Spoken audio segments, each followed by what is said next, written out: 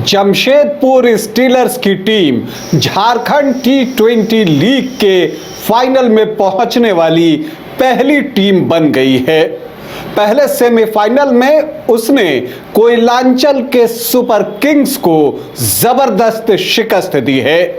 पूरे मुकाबले में जमशेदपुर स्टीलर्स की टीम हावी रही, जबकि पूरे टूर्नामेंट में कोयलांचल सुपर किंग्स ने बेहतरीन प्रदर्शन किया था। लेकिन जिस दिन उनका प्रदर्शन सबसे ज्यादा मायने रखता था, उस दिन टीम अपना बेस्ट नहीं दे सकी और नतीजा ये हुआ कि कोयलांचल सुपर किंग्स की टीम झारखंड T20 लीग के पहले सेमीफाइनल में जमशेदपुर स्टीलर्स के खिलाफ अपना मुकाबला हार गई। क्या कुछ हुआ पहले सेमीफाइनल में आज आपको बताऊंगा, लेकिन पहले बता दूं कि आप देख रहे हैं न्यूज बाइस्कोप और मैं हूं राकेश रंजन। जमशेदपुर स्टीलर्स और कोयलांचल सुपर किंग्स के बीच पहला सेमीफाइनल झारखंड T20 लीग का खेला गया। JSCA क्रिकेट स्टेडियम में यह मुकाबला हो रहा था। टॉस जो है वो कोयलांचल सुपर किंग्स ने जीता, लेकिन इसके बाद उनके पक्ष में कुछ भी नहीं रहा, क्योंकि अगर आप देखें तो जमशेदपुर स्टीलर्स की तरफ से पारी की शुरुआत करने आए कुमार करण और कप्तान कुमार देवव्रत, दोनों ने पहले विकेट के लिए 38 रन जोड़े। देवव्रत जो है वो आपको 10 गेंदों पर 16 रन बनाकर आउट हुए, तो कोयलांचल सुपर किंग्स को लगा कि उनकी परेशानी कम हुई, और ये परेशानी और कम तब हो गई जब मणिकांत भी सिर्फ 1 रन बनाकर पवेलियन लौट गए और उस समय स्कोर था 47 रन 2 विकेट के नुकसान पर। छठा ओवर जो है चल रहा था। पावर प्ले में जमशेदपुर स्टीलर्स ने 49 रन बनाए 2 विकेट के नुकसान पर, लेकिन इसके बाद एक तूफान आया। तूफान किसका? कुमार करण का, और साथ ही रवि शर्मा ने तूफान लाया। दोनों ने ताबड़तोड़ बल्लेबाजी की, चौके छक्के अपनी मर्जी के अनुसार उड़ाए, और जो कोयलांचल सुपर किंग्स के गेंदबाज हैं वो बिल्कुल असहाय नजर आए इनके सामने।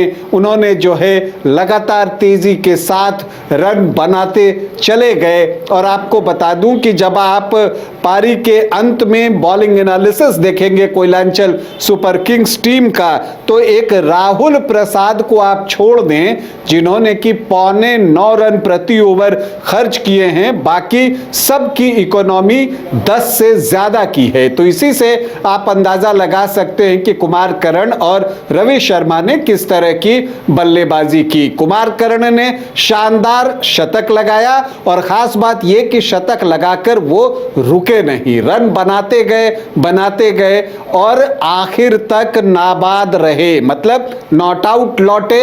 उन्होंने कुल बनाए 143 रन सिर्फ 63 गेंदों पर। उनका स्ट्राइक रेट लगभग 227 का रहा। 8 चौके तो उन्होंने लगाए ही, साथ ही 14 गगनचुंबी छक्के भी जड़ दिए। रवि शर्मा हालांकि शतक तो नहीं लगा सके, 19 रन दूर रह गए शतक से। 81 रन पर नाबाद लौटे, लेकिन ये 81 रन उन्होंने सिर्फ 46 गेंदों पर बनाए। उन्होंने 7 चौके और 4 छक्के लगाए। जब निर्धारित 20 ओवर समाप्त हुए तो स्कोर बोर्ड पर जो दिखा रहा था वो ये दिखा रहा था कि जमशेदपुर स्टीलर्स ने निर्धारित 20 ओवरों में 2 विकेट के नुकसान पर पूरे 250 रन बना लिए हैं। तो 251 रन जो है वो कोयलांचल सुपर किंग्स को जीतने के लिए बनाने थे। हालांकि शुरुआत कुछ इसी अंदाज में कोयलांचल सुपर किंग्स ने की। पहले ही ओवर में उत्कर्ष सिंह ने 21 रन लूट लिए, और फिर दूसरे ओवर में भी उसी तेज गति के साथ उन्होंने रन बनाए। लेकिन हुआ क्या कि एक छोर पर उत्कर्ष तो बने रहे और ताबड़तोड़ बल्लेबाजी भी करते रहे, लेकिन दूसरे छोर से विकेट गिरते रहे।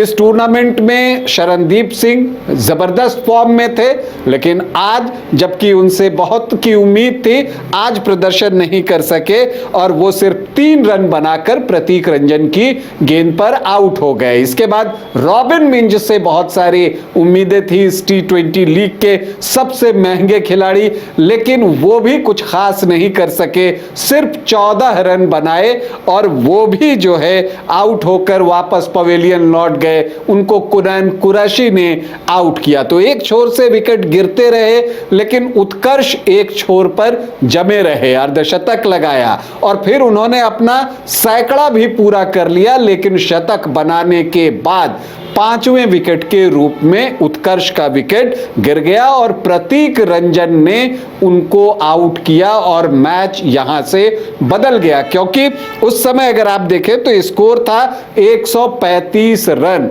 और 12.1 ओवर हुए थे और यहीं पर प्रतीक रंजन ने जो है उत्कर्ष को आउट किया। तो मैच इस समय तक बना हुआ था, लेकिन जब एक बार उत्कर्ष आउट हुए तो उसके बाद लगातार अंतराल पर विकेट गिरते रहे और देखने को यह मिला कि पूरे 20 ओवर भी कोयलांचल सुपर किंग्स की टीम नहीं खेल सकी। उनकी पूरी टीम 17.3 ओवर में 171 रन बनाकर ऑल आउट हो गई और जमशेदपुर स्टीलर्स की टीम ने 79 रनों से सेमीफाइनल मुकाबला जीतकर फाइनल में प्रवेश कर लिया। उत्कर्ष सिंह की बल्लेबाजी की तारीफ बनती है। उन्होंने 101 रन बनाए, 46 गेंदों पर 8 चौके लगाए, 9 छक्के जड़े और उनका स्ट्राइक रेट 219.56 का रहा। लेकिन उनका वो प्रयास एकल था और देखिए दोनों तरफ से बल्लेबाजी धुआंधार हुई।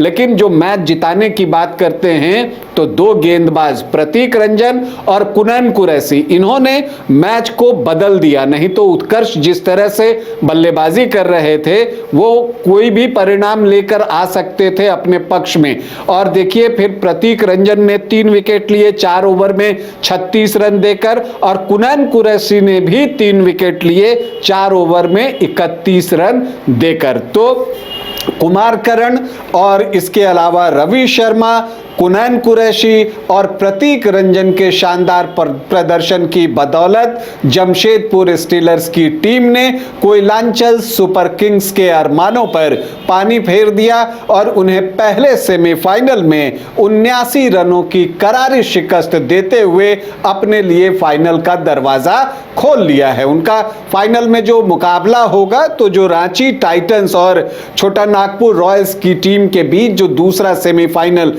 खेला जाएगा उसके विनर से होगा। तो अब देखना है कि फाइनल में दूसरी टीम कौन पहुंचती है। पहली टीम तो पहुंच गई और वो है जमशेदपुर स्टीलर्स की टीम।